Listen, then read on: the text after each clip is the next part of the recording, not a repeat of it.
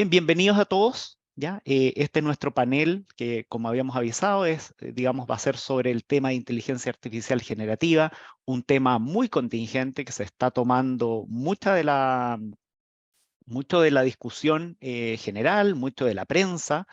Todos los días estamos viendo noticias, incluso en los medios nacionales. Hoy día mismo aparecían un par de noticias que leí en la mañana y sobre el cual queremos contribuir a enriquecer la discusión. Ya ese es nuestro gran objetivo de hoy, nuestro gran objetivo en general, de manera que podamos cada uno de nosotros reflexionar sobre qué pensamos, entender las posiciones que están apareciendo sobre esto, ir definiendo también nuestras posiciones y eventualmente ir teniendo ciertos acuerdos, ya que son los que nos van a permitir como organizaciones y eventualmente como país ser capaces de aprovechar esto a la vez de controlar y mitigar los posibles riesgos. Para poder hacer esto, para poder tener esta discusión desde varios ángulos, es que tengo hoy el placer de estar acompañado por dos personas excepcionales, dos seres humanos excepcionales con ambos he tenido la oportunidad de tener muy interesantes discusiones sobre esto y eso es un poco lo que hoy quiero compartir con todos ustedes. Que tengamos entre todos esta posibilidad de escucharnos y de entender desde distintas perspectivas cómo abordar este tema, cómo entender este tema, entender sus oportunidades y sus implicancias. ¿Ya? En primer lugar, nos acompaña Carolina del Oro, ¿ya? Que es filósofa y asesora de empresas en temas de cultura, humanidad y ética, y que nos va a brindar esta visión más reflexiva y crítica sobre la influencia de la inteligencia artificial, y en particular de esta versión generativa de la inteligencia artificial en la sociedad. Así que buenos días, Carolina, ¿cómo estás? Muy buenos días, muy contenta de estar aquí compartiendo un tema que me apasiona. Qué maravilla, y sé que así es, digamos, hemos tenido muy bonitas conversaciones sobre esto. Bien. Y también nos acompaña Guillermo Treister, ¿ya? Que es LATAM Artificial Intelligence Líder de IBM. ¿Cómo estás, Guillermo? Muy bien, encantado de poder tener la oportunidad de tener estas interesantes conversaciones, como tú dices, para poder aportar y elevar la discusión con respecto a este tema que está tan de moda, entre comillas.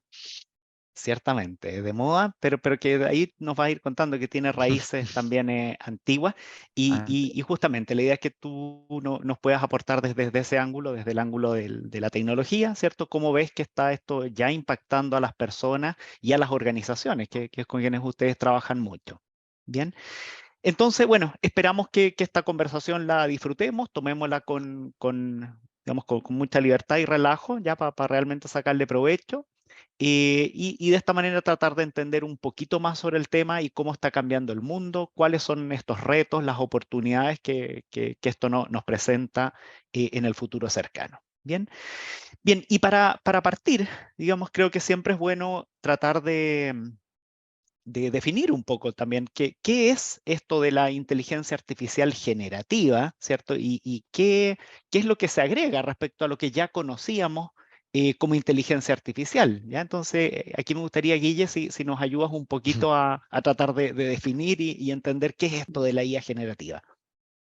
Dale, y partamos de una arena común. Tú comentaste, y yo creo que ya todos de alguna manera tenemos un poco incorporado lo que es la inteligencia artificial, pero como definición base, empezamos con la definición de que la inteligencia artificial es algo donde algún, llamémosle, sistema, computadora, alguna tecnología, está imitando alguna actitud humana. ¿Ok? Está realizando alguna actividad que normalmente nosotros teníamos conceptualizada para un ser humano.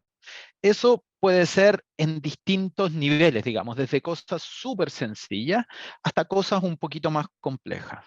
Lo que hoy nos viene con la AI generativa es porque justamente nuestra capacidad de realizar actividades un poquito más complejas, no tan simples como eran antes, hoy se viene aumentada, se ve magnificada. Entonces, la AI generativa viene de justamente de generar cosas. Hasta hace Ujú. poco, y acá por los temas de moda, digamos, estaba trabajándose mucho lo que era el procesamiento y entendimiento del lenguaje natural.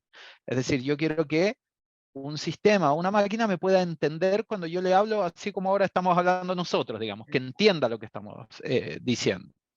Pero su habilidad para responder y crear cosas, crear texto, crear diálogo, era un poco más limitada. Hubo varios ejemplos, hubo varias cosas, y la verdad esto no es tan nuevo per se, o sea, no es como liberado a finales del año pasado, como quizá en varios casos lo empezamos a conocer. Han habido ejemplos anteriores, han habido ejemplos donde se mostró sistemas que podían debatir incluso, pero yo creo que es el primer caso más masivo. Y acá yo creo que Carolina va a poder explicar muchísimo mejor que yo el efecto que tiene al mostrar algo masivo, a que todo el mundo pueda acceder a ello y que todo el mundo empiece a vislumbrar las capacidades que tiene esto. Porque hasta antes era como más cerrado de una comunidad, digamos, quienes trabajábamos en esto, eran los que conocíamos. Hoy llegó básicamente a todo el mundo. Ajá, ajá. Y ahí quizás también las tecnologías de inteligencia artificial que conocíamos hasta ahora eran más bien clasificadoras, ¿cierto? De alguna forma, esto es un auto, esto es un reclamo, ¿cierto? Esto es un disco pare en el famoso caso de navegación autónoma, ¿cierto? Y cuando se hace generativa, nace también la posibilidad, "Hey, ayúdame a escribir un mail de reclamo, dibújame un disco pare", ¿cierto? Claro, era mucho de, llamémoslo así, como tú decías, clasificación, reconocimiento de información, ya sea de texto, por así decirlo, o sea, o la voz, pasarla a texto y ahí reconocerla, o las imágenes, reconocer cosas, reconocer un objeto y en eso traducir lo que significa, pero de todas formas era mucho más de reconocer, de entender y que la respuesta se entregaba en algo más sistémico, digamos. En un proceso la respuesta era directamente, por así decirlo, el párrafo 4, línea 3, esto es lo que corresponde a la descripción de un disco pare, digamos. Pero era Ajá. muy sistematizado. La inteligencia artificial no participaba en la creación de la respuesta propiamente tal. Exacto. Claro, y ahí se toca una palabra importante y es la creación, ¿cierto? Porque acá yo creo que igual, claro, se le pone generativa, digamos, y creo que es un término correcto en el sentido que es una generación, y quizás sería ambicioso hablar todavía de creatividad o un apoyo a ella. Entonces, ahí quizás sería interesante entender, bueno, ¿cómo creemos que esto puede afectar la creatividad humana? ¿Cierto? Y en general el trabajo creativo, el trabajo de los creadores, de todos los que creamos algún contenido, como este webcast o como una imagen, un arte, ¿cierto? ¿Cómo podría esto estar afectando la creatividad, Carolina? ¿Cómo ves Fíjate tú ese que efecto? me encanta, primero, buenos días, estoy feliz de estar hablando aquí, como les decía, me encanta lo que ha surgido, porque aquí, como hoy día se comentaba, hay un tema de que la inteligencia artificial hoy primero se hace democrática, o sea, antes era para un grupo de especialistas y además tenía un lenguaje bien críptico, entonces uno tenía miedo. Pero hoy día tú te metes al chat GPT o te metes a Tome o te metes a distintas y una persona tan lego como yo que se dedica a la filosofía, que no es tan joven, puede manejarse y bailar. ¿Me quita eso la creatividad? Yo creo que todo lo contrario. Lo que pasa es que para Mm. poder vislumbrar las posibilidades que esto nos da, primero hay que conocer la inteligencia artificial, lo cual para mí es muy complejo y me he dedicado todo este último tiempo a oír expertos. Pero como muy bien se nos ha explicado aquí, no es algo que reemplace al ser humano. Es algo que ha ido aumentando, se ha ido complejizando. Pero entonces hay que entenderla bien, porque aquí no hay magia, aquí no hay hechicería. Pero por otro lado, hay un tema muy importante, es que no conocemos al ser humano. Y yo me he dado cuenta en estas discusiones sobre inteligencia artificial la mirada reducida de la persona que tenemos. Entonces, quien cree que la inteligencia artificial va a reemplazar a la persona, a mí me hace pensar que no entiende o no percibe la profundidad que es ser persona. Entonces yo ¿qué es lo que planteo en esta época? Esto daría para muy largo, pero ¿qué planteo yo? No solo aprendan de inteligencia artificial en las organizaciones y en las sociedades, sino que yo les recomiendo que también se preparen en el gran potencial que es ser persona, en la capacidad original de ver la realidad, en la capacidad de relaciones, de emociones, de pensamiento crítico, lo podemos ver más rato, pero hay miles de condiciones humanas que no van a ser reemplazadas. Pero ya no es la máquina o el hombre o el ser humano, sino que es la máquina y el ser humano. Entonces, desde esa perspectiva, a mí me apasiona cuando, por ejemplo, tengo que hablar de un tema y pongo el tema, y tiene mucho que ver con lo que fue Google y todo lo que decía, y tengo mucha información, muchos pensadores, mucha gente que está aportando. Entonces, la inteligencia artificial para mí es el non plus ultra de la colaboración. Y la colaboración es la condición de la innovación. Bueno, y aquí me podría pasar ahora. Pero solo digo una cosa, si las organizaciones no cambian su modo de capacitar, pero no solo en ser expertos en ChatGPT, sino en lo antropológico de fondo, sí tenemos el peligro de que la inteligencia artificial nos pase a llevar, porque se va a producir un desbalance. Entonces, este es como mi gran desafío que yo tengo en pie. Ajá, ajá. Es el ápice de la colaboración, en el sentido que todo esto surge del texto humano, digamos. Entonces, de alguna forma, todos fuimos, digamos, creadores y contribuidores de esto, y desde lo más humano, desde nuestros miedos, desde nuestra forma de relacionarnos, y absolutamente de todo. Entonces, a mí me Claro. parece, perdón, muy Total. atractivo, yo le invito a la gente que está ahí en las empresas a buscar otros modos, no a tenerle miedo, no, si no me van a reemplazar, me están dando una capacidad de crecer exponencialmente en mi creatividad. Y ahí, perdón, Patricio, si me Sí, permite adelante, por favor. colaborar. Yo creo Mm. que uno de los puntos que decía Carolina, y yo creo que una de las palabras clave que da es el tema de potenciar. Yo creo que todos aquellos que empiecen a interactuar más con la tecnología se van a dar cuenta que se empiezan a sentir potenciados. ¿En qué sentido? En que, y yo creo que hay más del lado de filosofía, en lo que los hace humanos, en lo que los hace únicos, en lo que los hace originales, en lo que está toda su capacidad, ahora van a dejar, por así decirlo, de hacer tareas tediosas, hacer tareas que no los deja llenarse realmente, sino que cuando uno dice, y por decirlo muy chileno, oye, cuando siento que realmente estoy aportando en mi pega, van a dedicarse a eso en vez de otras cosas que uno decía, pucha, me da lata, pero lo tengo que hacer igual porque es parte de mi pega. Entonces ahí es la colaboración. Eso yo creo que es un poco también tomando el punto que decía Carolina. Ajá, ajá. Justamente es como, yo siempre digo, voy a poner un ejemplo bien práctico, perdón que lo aplique, pero yo puedo levantar cajas y estar muy estresado, pensar en otras cosas, pero cuando tengo que relacionar o relacionarme, estoy trabajando con lo más elevado de mi ser. Y entonces, hoy día se nos da la oportunidad de no hacer estos trabajos rutinarios y poder empezar a trabajar esa originalidad, eso más elevado que yo tengo, que, bueno, a eso vine al mundo. Vine al mundo a aportar mi originalidad. Entonces me produce un sentido de propósito muy potente. Ajá, ajá. Hay una frase muy bonita que dice que la inteligencia artificial elimina trabajo y no elimina trabajos.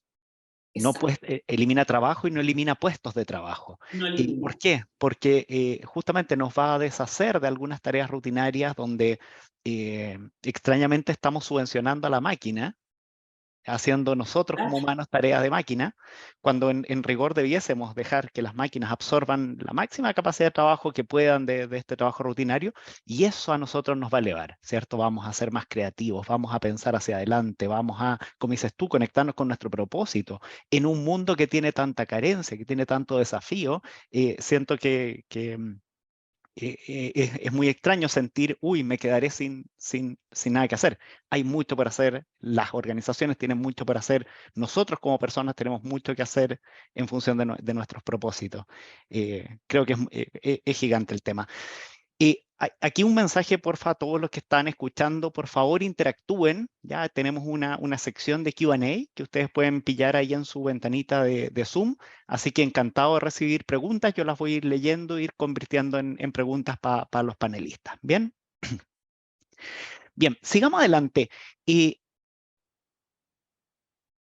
Hemos ahí un poco nombrado las capacidades, las características y un poco cómo los humanos, ¿cierto?, podemos empezar a sacarle provecho. Ahora, ¿cuáles han sido estas aplicaciones interesantes o quizás algunas que se ven prometedoras de la inteligencia artificial generativa? ¿Ya? Y parto contigo, Guillermo, que probablemente has estado ahí un poco expuesto a qué están pensando hoy las organizaciones y dónde ven que le pueden sacar provecho inmediato o en el futuro. Perfecto, mira, y ahí yo creo que, a ver, hay cada industria está buscando dónde aplicarlo y cada una tiene su propio, digamos, su propio lugar, sweet spot, digamos, donde creen que pueden generar una real diferencia. A mí, por ejemplo, me apasiona el tema de cambios a hacer en salud, donde yo creo que realmente podemos cambiar una necesidad de la gente. Entonces, hoy la AI generativa, por ejemplo, se está metiendo muchísimo en, llamémoslo así, la corrección y optimización de imágenes. Yo disto de ser un experto médico ni mucho menos, pero en el fondo cuando tú te vas a tomar alguna imagen de algún examen, hay ciertas cosas que no salen correctas. A veces se tiene que repetir el examen, a veces la máquina tiene poca resolución, digamos, o no son máquinas, no todas las máquinas son iguales, digamos. Entonces, tomar tecnologías para que tú quizá con una máquina más estándar, digamos, sin ser tan avanzada, puedes enriquecer la imagen desde estos modelos generativos para tener algo que te entregue o que le entregue al profesional de la salud muchísima más información a la hora de él tener que diagnosticar, de realizar, digamos, la actividad potente que tiene como médico. Eso desde ya combinado con lo que creo que habías comentado en un inicio, o sea, lo de poder ayudar a clasificar, detectar algunas anomalías dentro de estas imágenes que pueden ser señales de alerta o justamente el caso contrario, es decir, acá no hay ninguna señal de alerta, esto tú puedes estar tranquilo que no sé, no tienes una posible infección, una posible enfermedad, algún posible, digamos, problema, con lo cual tú alivianas de alguna forma el trabajo del médico para que se centre en los lugares donde realmente lo necesite, donde tenga que dedicar su tiempo, digamos. Todos sabemos que hoy los profesionales de la salud, sobre todo los muy especialistas, son relativamente escasos, por lo cual optimizar el tiempo de ellos acá, cuando decíamos realzar la labor humana, es sumamente crítico. Donde hoy la industria, y acá toda la industria del consumo masivo, llamémosle, está buscando también aplicar mucho es en casos de atención al cliente. Yo creo que la expectativa de combinar los datos, llamémoslo así, estructurados que ya tienen de uno como cliente, con algo generativo para tener una respuesta, si ustedes quieren, más humana, nos hace sentir mucho más tranquilos a la hora de interactuar con alguien. Para dar un ejemplo más tradicional, los famosos asistentes virtuales, cuando te están atendiendo vía teléfono o con una persona digital o vía texto, te están respondiendo un WhatsApp, normalmente eran muy procedurales, robóticos, y que a las personas nos generaba poco engagement, nos generaba pocas ganas de conversar. Entonces se van poniendo algunos matices con los cuidados, y si quieren después más adelante vamos a hablar un poco de qué cuidados hay que tener para ser efectivo en esto. Se está poniendo mucho en eso. Hay muchas aplicaciones con respecto a eso y hay varias, la verdad podemos seguir en varias industrias, por ejemplo en la industria de la agricultura también, como les hablaba de análisis de imágenes para reconocer en las plantaciones, por ejemplo, enriquecer la imagen para descubrir esta fruta, han escuchado una manzana dañada puede dañar a todo el conjunto, todo el bueno, cajón. reconocer a todo el cajón, exacto, gracias. Entonces, reconocer realmente dónde puede haber una potencial manzana que esté podrida, una fruta que esté mal, donde hay alguna planta, alguna hoja, etcétera, y eso poder sacarlo y mejorar la producción para que tengamos cada vez más y más mejor calidad de frutas, que se desperdicie menos, por ejemplo, que yo creo que es Ajá. uno de los grandes temas también. Entonces, es ahí donde hoy se está buscando muchísimo para la AI generativa, en el sentido de generar imágenes más enriquecidas, generar cosas más enriquecidas donde no había, sean los textos, para tener una respuesta más enriquecida que nos haga a nosotros como personas, digamos, querer interactuar más, o sea a nivel de imágenes. Lo mismo ha pasado con audios, como digo, aumentar de alguna forma los sentidos normales, la visión, la audición, etcétera, para poder llegar a tener algo de mejor calidad que después pueda producir una mejor decisión al respecto. Ajá. Ajá. Y un tercer espacio, estaban las imágenes, ¿cierto? Está el texto, y hay un espacio que también me parece súper interesante, y es el del código, ¿cierto? Hoy hay muchos profesionales que se dedican y se sientan, digamos, cada día en la mañana a escribir código. Y cuando hay, digamos, una base de conocimiento muy grande de código ya escrito, con buenas prácticas, que hacen muy bien una tarea, o te ahorran mucho tiempo. Es decir, mira, toda esta función, digamos, ya puede venir escrita, y como es generativa, toma el contexto, entonces puede entender lo que ya habías escrito, digamos, y seguir, digamos. Esto también en ChatGPT, digamos, se puede ver cuando uno le pide a ChatGPT, bueno, toma una cierta personalidad, por ejemplo, de un filósofo muerto, etcétera, y Esto es decir, muy bueno, impactante. eso es impactante, ¿cierto, Caro? Uf, a mí me Eh, impacta esa posibilidad. Yo pensaba en educación, ¿eh? Imagínate la posibilidad de conversar con Sócrates, o conversar, porque en un adolescente que no entiende la profundidad o está en otra preocupación, hay todo un mundo ahí. Pero yo, respecto al tema de las imágenes, yo tengo una gran angustia en esta sociedad, que el tema de la salud mental es muy básica. En términos de medicina todavía se ha descubierto muy poco, y es un tema de una urgencia brutal. Ustedes saben que en Chile y en el mundo los niveles de salud mental de problemas de salud mental en los jóvenes y en adultos altísimos. Ajá, Fíjense la posibilidad que estas imágenes nos puedan distinguir cuando estos problemas son endógenos o son exógenos, nos puedan ir dando más información.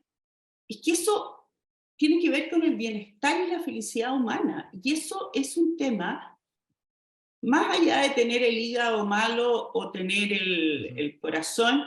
Bueno, cuando el tema de salud mental fallan muchas cosas. Entonces, ¿cómo no va a ser una noticia maravillosa que podamos avanzar en algo que hasta hoy día había sido una caja negra, un misterio?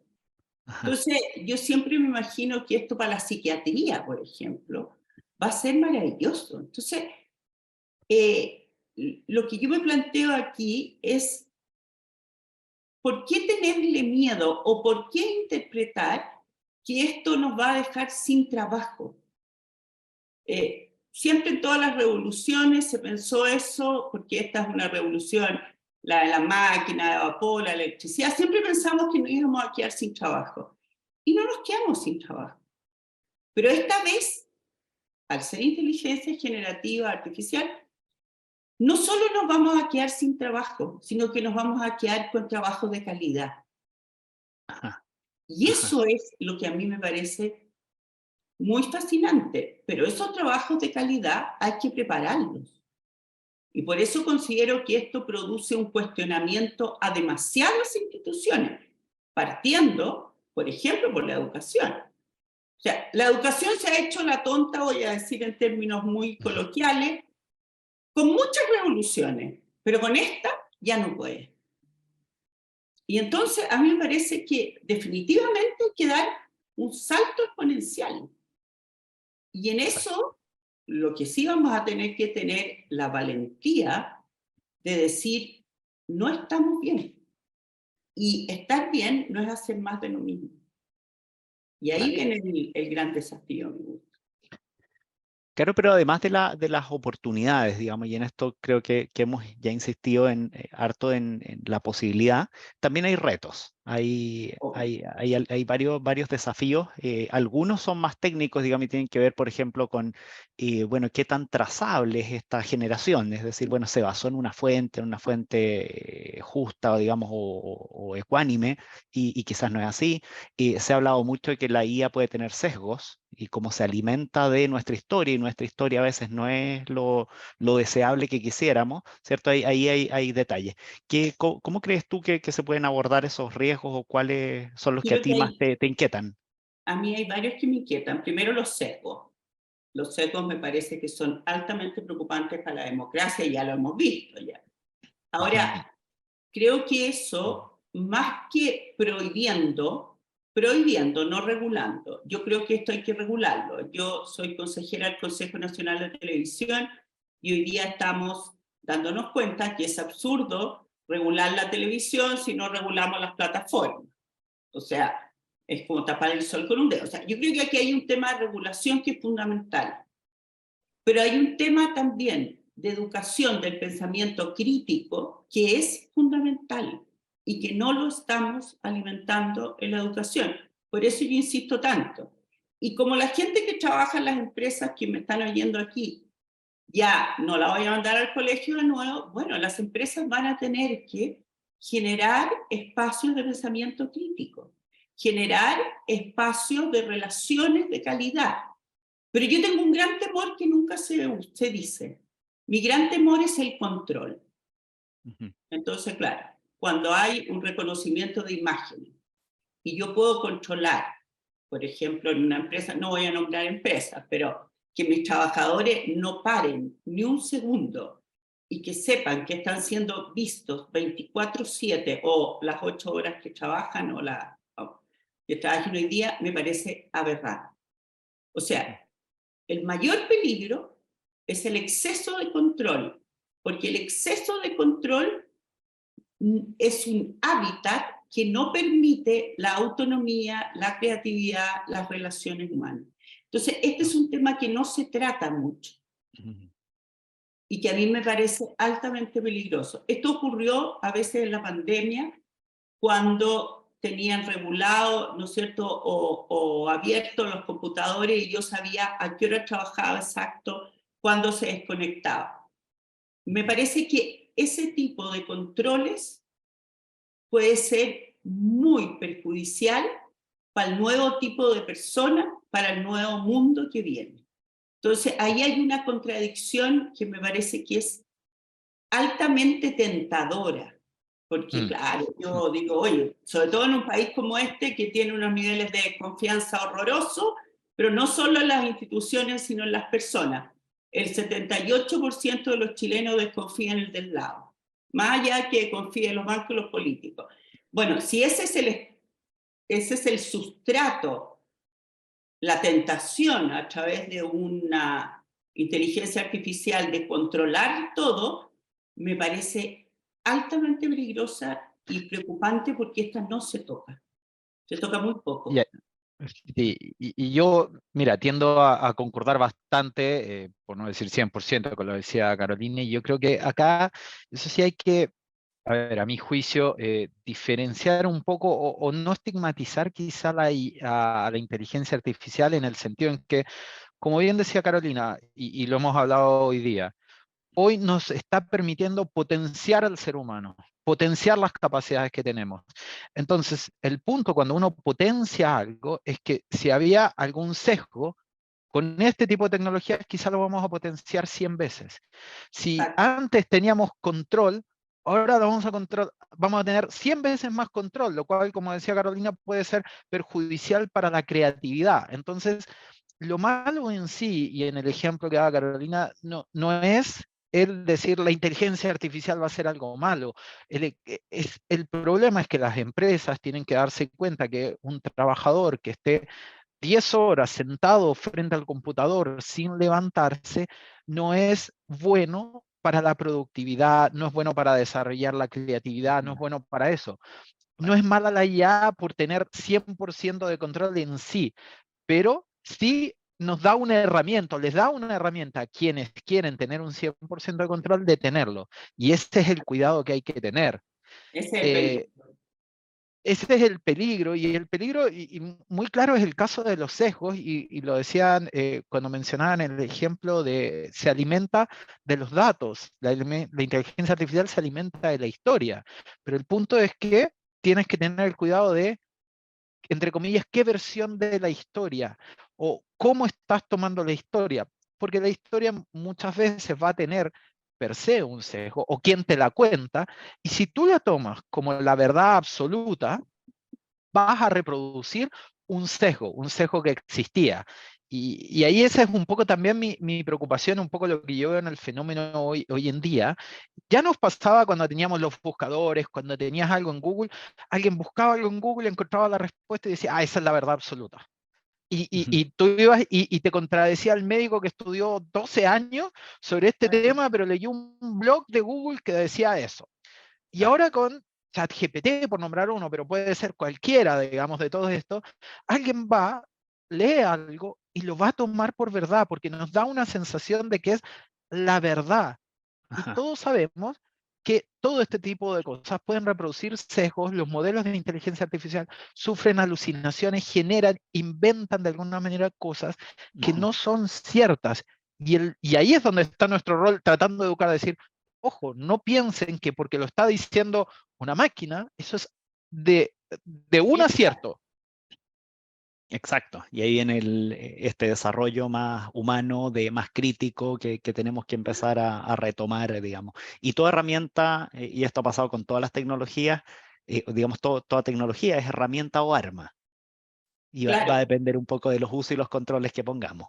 y fíjate que, pues lo que dice Guillermo, yo me acuerdo cuando empezó Internet y Google, y los alumnos llegaban y me decían, y señora, pero sale en Internet. No, a mí no me dice nada que salga en Internet. Pero eso es lo que tenemos que educar. Esta es una fuente de información y como toda fuente de información debe ser colada, la palabra criterio en griego significa colador, debe ser colada por las personas. Y eso a mí me preocupa porque creo que el pensamiento crítico, no destructivo, que es distinto, existe muy poco. Y el ser humano tiene la capacidad de hacerse preguntas, de cuestionarse. Y por eso que dije desde el principio, hoy día las empresas, y perdonen que sea un poquito bruta en esto, no sigan haciendo talleres de liderazgo clásicos de hace 30 años. Hagan talleres de pensamiento crítico, hagan talleres de que las personas tengan el coraje de mirar desde otra perspectiva. Hagan talleres sobre cómo generar un hábitat para que surja la innovación. Busquen otra forma, porque me preocupa que sigo viendo lo mismo. Entonces uno dice, ¿pero cómo? Y esto creo que hay que tomárselo muy en serio. Porque como dice Guillermo, si no, aquí va a llegar una cosa y la vamos a tomar como verdadera. El tema de las fotos, esta del Papa que sale, ¿no es cierto? Bueno, vamos a tener que tener una agudeza mayor. Pero cuando el ser humano tiene una agudeza mayor, la primera agudeza es que se da cuenta que no hay nadie igual a él en la historia de la humanidad. Porque nuestro rostro es distinto. Y ese rostro distinto, que es el rastro de lo que somos, el primer dato fundamental que no me lo tiene que dar una máquina es que tengo una capacidad de mirar, de sentir, de pensar distinto. Esa es la que tiene que estar puesta en las organizaciones, en la familia, en el país, no la estándar. Y yo creo que la valentía de poner la originalidad al servicio, que es lo que no va a hacer la inteligencia artificial, es la que debe liderarse hoy día con hábitats especiales, con condiciones especiales. Claro. Y esa es la confianza y ese es el coraje. Y esto es lo que tenemos que estar hablando, en vez de tratar de como achicar esta exponencialidad, exponencialidad Exponencialidad. Eso, de la claro. inteligencia artificial, exponenciemos la naturaleza humana, que Ajá, es enorme, y quiero claro. comunicarlo con mucha pasión, si trabajamos con el mínimo de lo que tenemos adentro.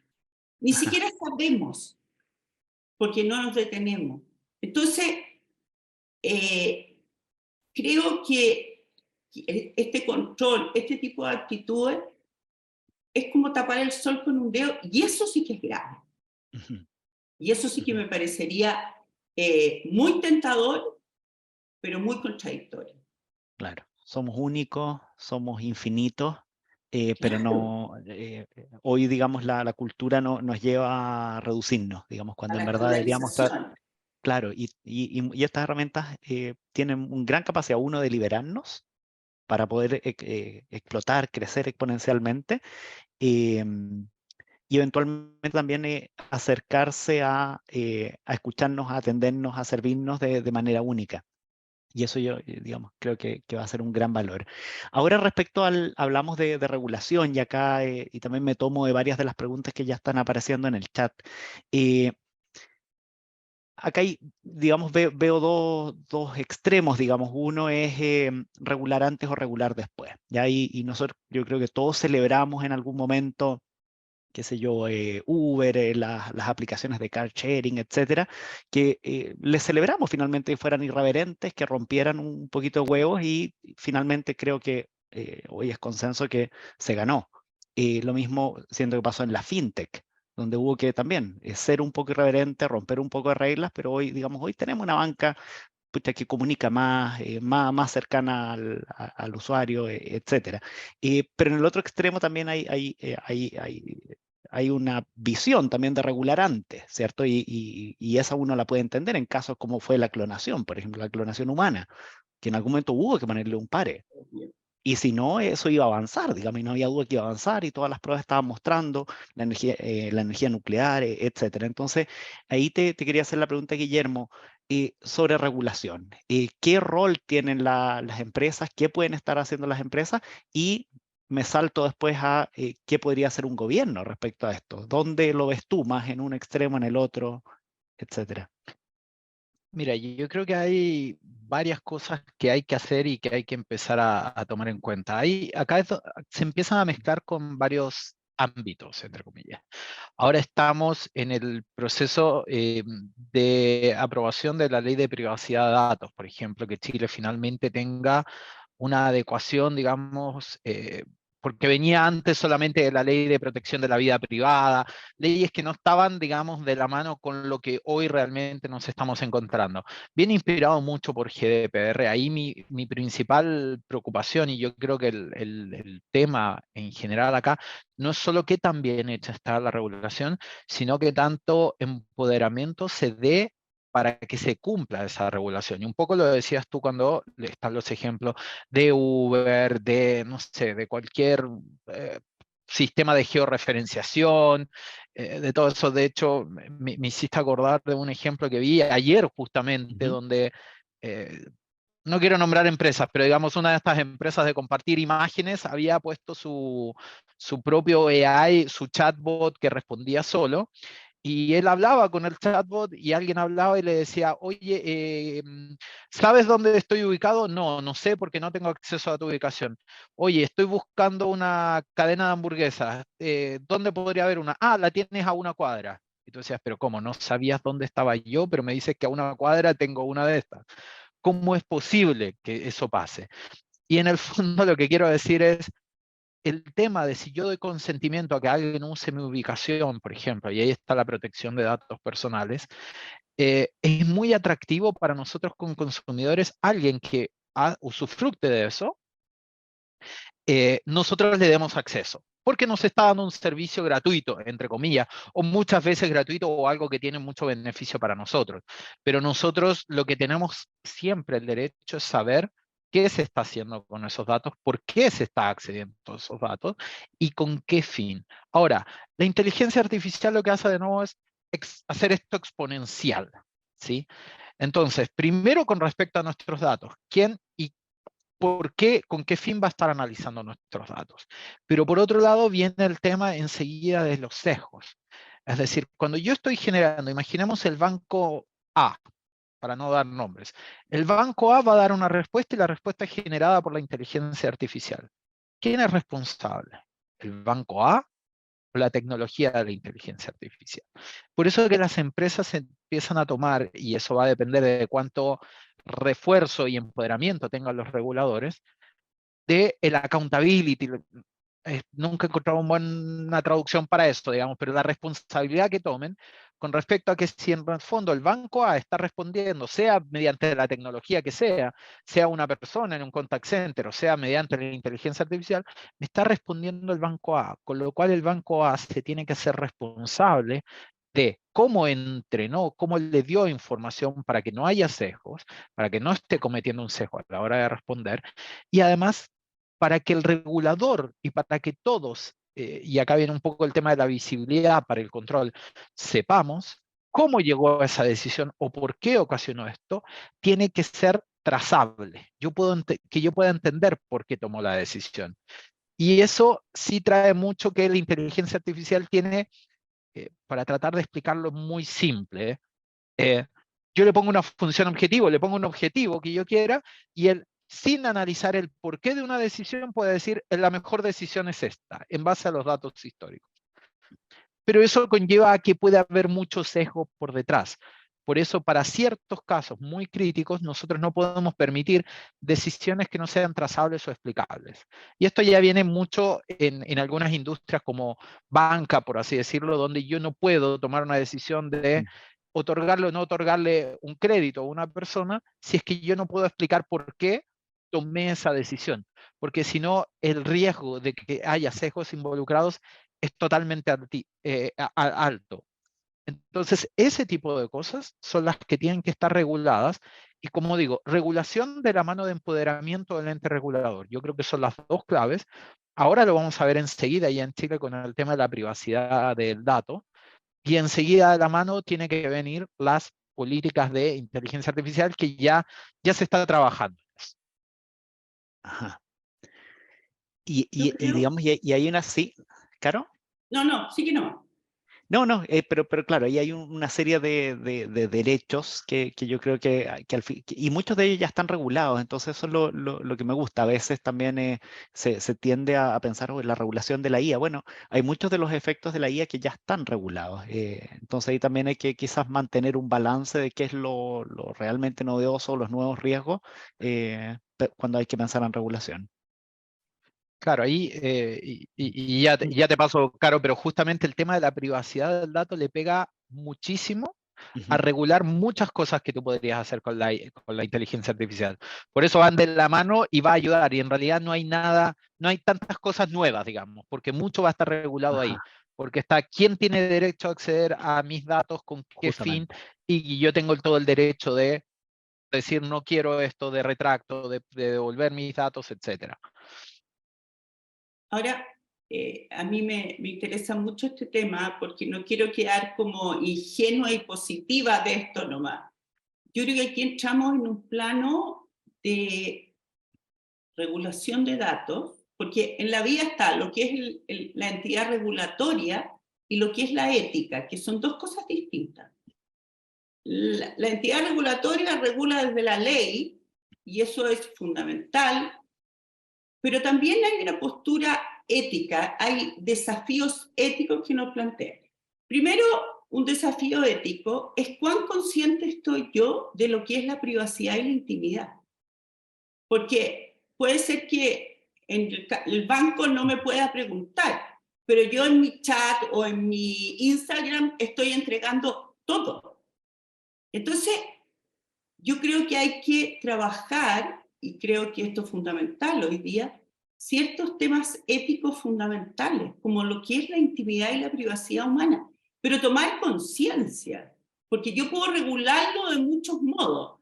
Puedo regular que no se pregunte, pero si la persona lo quiere mostrar, y como decías tú muy bien, Guillermo, la gente o sea, una cosa es que exista la regulación, pero otra cosa es que yo diga, no quiero que mis datos estén ahí.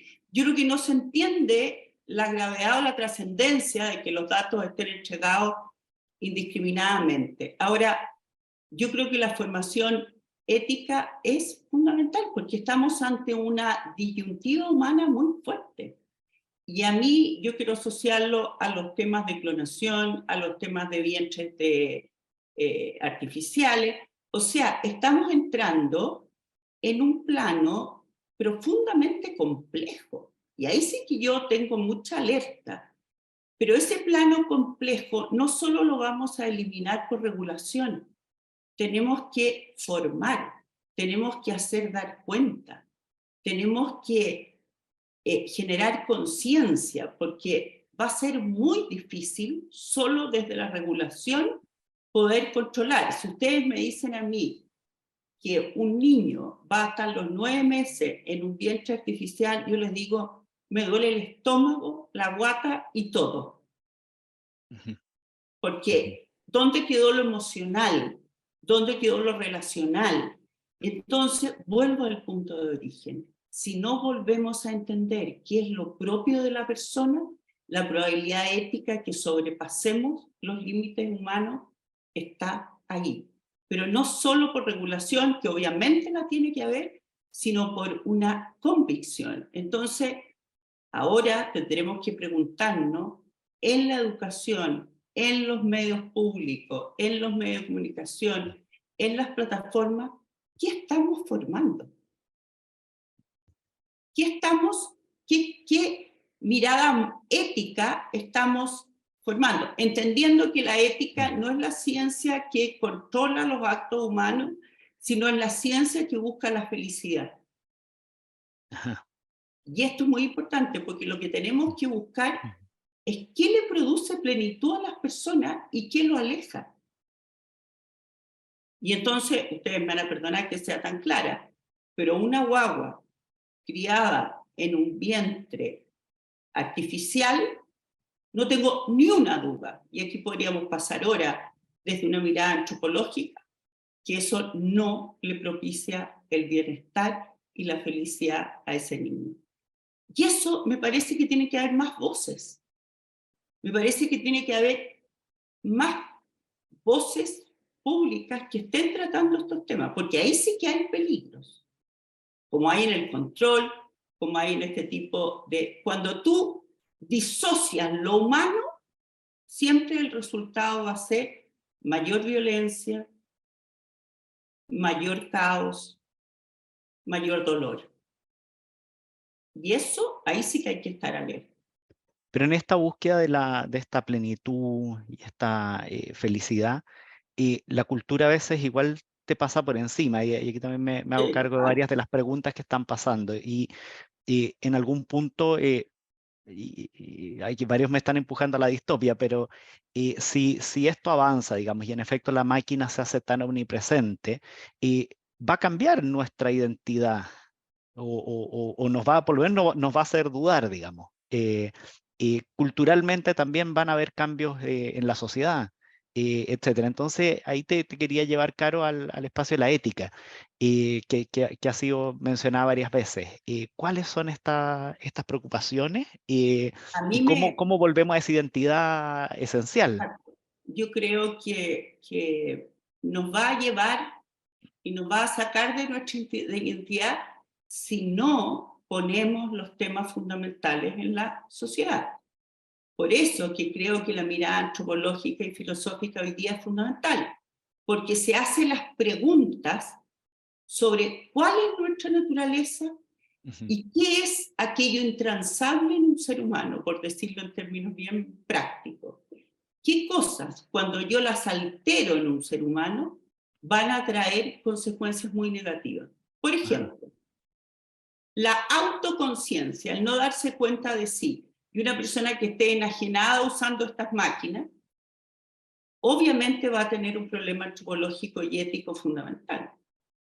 Va a perder la libertad interior, y va a perder la libertad porque va a estar totalmente modelado por una información. Y eso es la negación de lo humano. Entonces, yo creo que aquí hay que tomarse muy en serio el tema. Y tomárselo muy en serio porque aquí ya entramos en un plano muy profundo. Y la pregunta es, junto con el aparecimiento y junto con el advenimiento de este mundo de inteligencia artificial maravilloso, ¿cuáles son las preguntas de fondo que yo me tengo que estar haciendo? Pero no decir que no exista, no pararlo 6 meses, sino hacerse las preguntas. Y estas preguntas son difíciles y aún más difíciles de responder. Pero el ser humano hoy día, como dice Ortega, se hace preguntas pequeñas para tener respuestas seguras. Yo creo que llegamos a un minuto que hay que atreverse a hacerse preguntas cuyas respuestas se van a demorar mucho. Pero más que tapar el sol con una mano, hay que ir a lo radical y hacerse esas preguntas. Porque si no, claro, vamos a tener una sociedad enajenada por una cantidad de información. Y a mí eso sí que me parece grave. Entonces, así como hay personas expertas en inteligencia artificial que están trabajando como locos, yo no siento, y muy bien, a mi manera, yo no siento que haya un grupo de pensadores que esté haciéndose estas preguntas, más allá de la regulación que es necesaria. Pero estas preguntas de fondo hay que hacérselas y hay que plantear los temas éticos que nos desafían. Yo les ponía el del vientre de, quiero distinguir, no es el de alquiler, que tampoco lo comparto, sino que el vientre de artificial.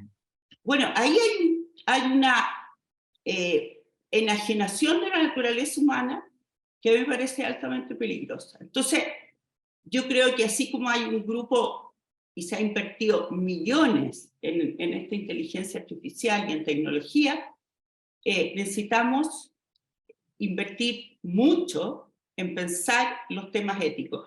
Yo uso una frase que dice, así como tiene que haber tecnología de punta, tiene que haber humanidad de punta. La tecnología de punta la desarrollan los ingenieros, los expertos en este tema. La humanidad de punta es un ámbito humanista de filósofos, psicólogos, psiquiatras, antropólogos. Pero esto hay que darle mucho tiempo y mucha inversión. Lo que pasa es que frente a esto se pide una opinión por ahí, otra y listo. Yo no siento que haya un sistema organizado de personas que estén haciéndose estas preguntas. Y eso sí que me inquieta y más bien me angustia. Qué bonita la frase de Ortega y creo que nos refleja a todos. Nos hemos ido reduciendo, nos estamos haciendo preguntas pequeñas. No es cómo hacerse las preguntas grandes, pero es el momento de hacérselas, es el momento de hacérselas. Y no es cómodo no tener respuesta. Claro. Es muy angustioso no tener respuestas, pero frente a lo humano y frente a este nuevo tiempo, tener respuestas muy rápidas es un síntoma bien peligroso. Sí. Oye, aquí, bueno, sigo tomando acá algunas preguntas del chat, y del chat humano, espero. Y bueno, y justamente, bueno, nos hacen un poco volver también a las oportunidades. Y ahí, Guillermo, estamos frente a grandes desafíos globales, a desafíos únicos, digamos, del cambio climático, del hambre, etcétera. Hace poquito me tocó participar en un evento en que una de las estadísticas que compartían, este mundo está llegando a 8 billones de personas y hay cerca de 1 billón que se va todos los días a la cama con el estómago vacío. Es un tremendo desafío. Tenemos también el desafío del cambio climático.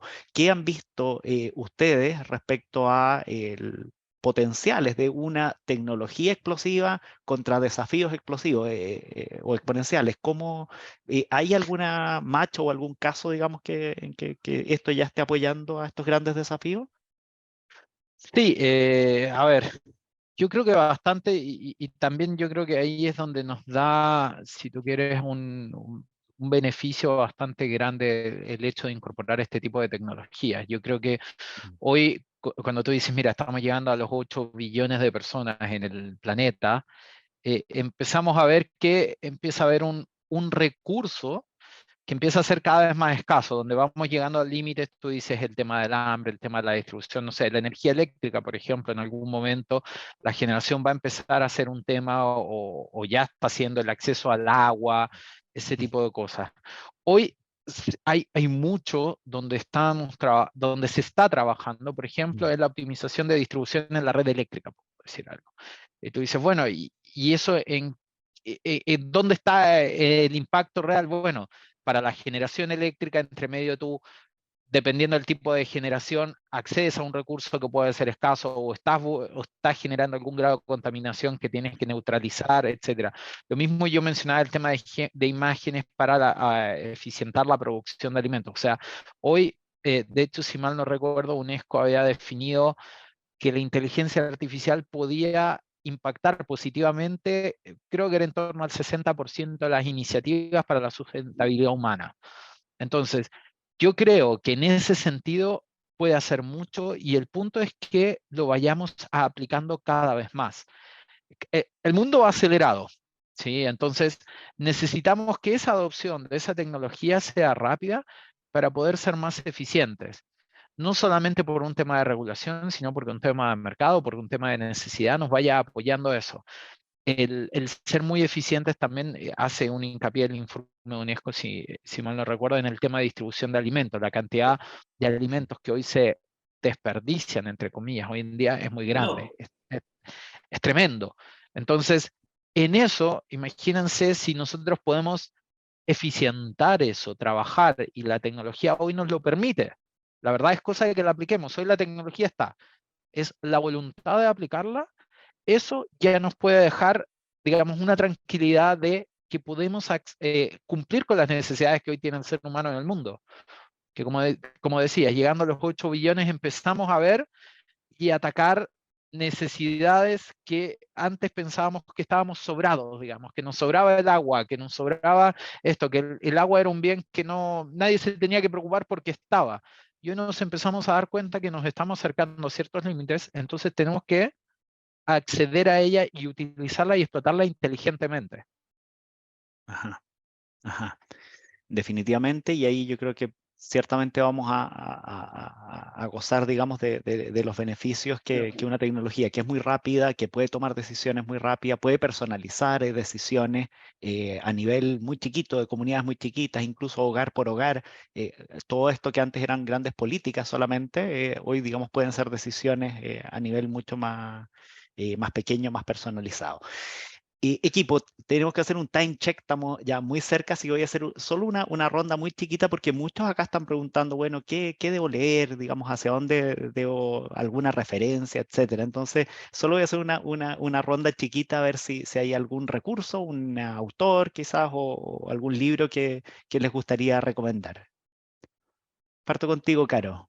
mira, yo quiero plantear, hay un autor que a mí me encanta que se llama Byung-Chul Han, que habla sobre la sociedad del cansancio. Entonces, en el fondo, cómo esta, y a mí me gusta mucho y tiene varios libros, sobre cómo esta sociedad que vivimos ya no daba más. ¿Y por qué lo digo? Porque yo creo que la inteligencia artificial nos puede ayudar mucho en eso. Y creo, y aquí que hay que volver a leer a los clásicos. Hay que volver a leer a Aristóteles, hay que volver a leer a Sócrates, hay que volver a leer, hacerse las preguntas. Yo con horror veo que la solución en educación al ChatGPT es pedirle a los niños que hagan el ensayo con lápiz y papel delante del profesor. Me parece que no va ahí. Yo creo que tenemos que volver a enseñarle a los niños el pensamiento crítico, hacerse cuestionamientos, porque ese joven educado en el pensamiento crítico, y por eso quiero volver a los clásicos, no va a ser manipulado, como hemos visto que es la preocupación, yo vi de varias preguntas. Entonces, les recomiendo este Byung-Chul Han, que me parece un hombre maravilloso, pero también volver a los clásicos, y cuando preguntaban varios cómo hacer con los colaboradores, ustedes me encontrarán loca, pero de repente un conversatorio sobre algún tema antropológico fundamental con los colaboradores. Ni un colaborador, ni uno, y esto se lo digo por experiencia propia, no puede entender las verdades fundamentales del ser humano. Todo depende de cómo se las comunique. Esa es desde mi perspectiva, el gran desafío. Si quieren uno específico, la ética de Aristóteles. Muchas gracias, Caro. Muy claro. Yo tomé nota y me lo voy a leer. Guille. A ver, yo si tuviera que decirte un libro, te diría, hay un libro que se llama un approach moderno o A Modern Approach de Russell y Norvig. Como libro, yo creo que describe muy bien cuál es la revolución que viene con toda la inteligencia artificial. Ahora, desde el lado más tecnológico, yo diría, más que leer un autor en particular, el tema es acá de nuevo el pensamiento crítico y qué es lo que está detrás y el conocer un poco la verdad de las cosas. Hoy estamos súper acostumbrados a lo que yo llamo los fuegos artificiales. O sea, nos muestran algo que parece maravilloso y no nos vamos a preguntar el por qué y realmente cómo funciona. Muchos de los miedos que a veces tiene la gente con respecto a esta tecnología es porque no se logra entender realmente cómo funciona, qué es lo que realmente está haciendo.